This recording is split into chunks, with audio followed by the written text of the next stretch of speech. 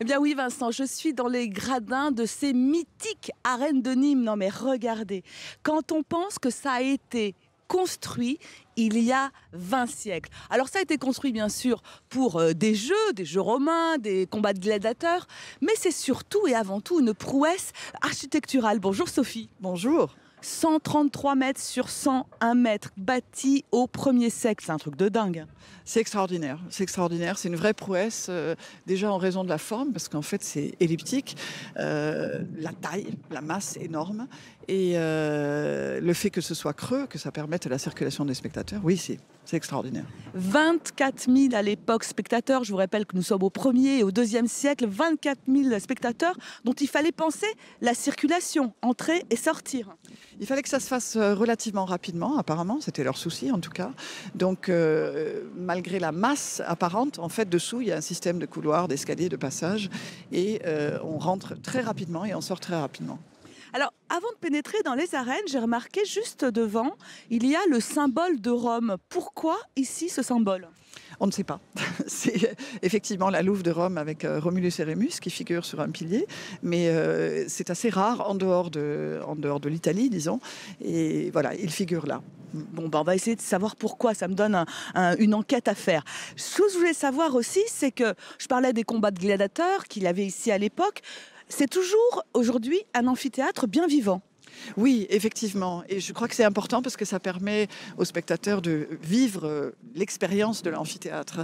Et en plus, les spectacles que nous y donnons aujourd'hui sont extrêmement variés. Ça va de la tauromachie en passant par du tennis. Il y a eu la Coupe Davis ici à plusieurs reprises. On a aussi des concerts magnifiques l'été, extraordinaires, du ballet, toutes sortes de choses. La limite, finalement, c'est la taille de la piste. Donc pas de foot, pas de rugby, mais pour le reste, c'est extraordinaire. Oui.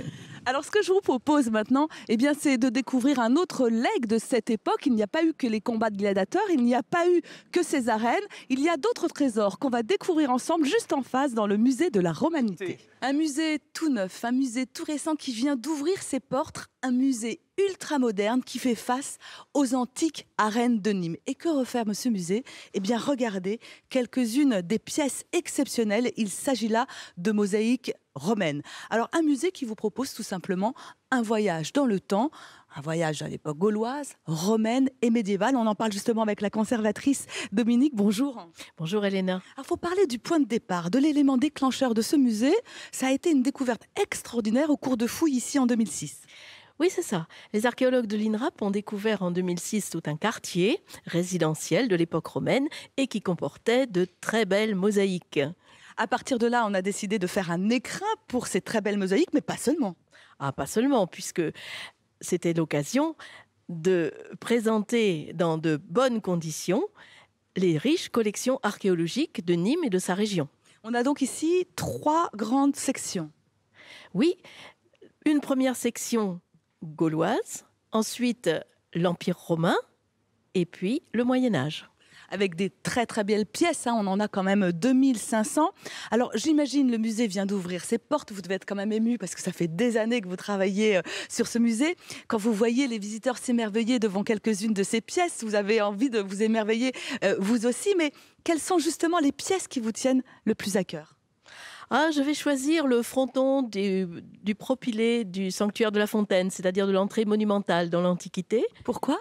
C'est un très beau fragment d'architecture que nous avons pu reconstituer avec l'aide d'une équipe de restaurateurs et que nous avons installé à une hauteur de plus de 10 mètres dans l'atrium du musée. Ce qui est une prouesse. Je crois que vous avez aussi une autre petite préférence. Ah, je suis particulièrement sensible aux inscriptions latines. Nous avons une des plus importantes collections de France et cela nous permet de mieux connaître la société romaine, la religion. Ce sont des textes qu'il est toujours intéressant de déchiffrer et de traduire pour les visiteurs. Mieux connaître la période gauloise, la période romaine, la période médiévale, c'est finalement ce que vous propose ici le musée de la Romanité à Nîmes. Vous pourrez faire un voyage dans le temps de quelques 22 siècles quand même.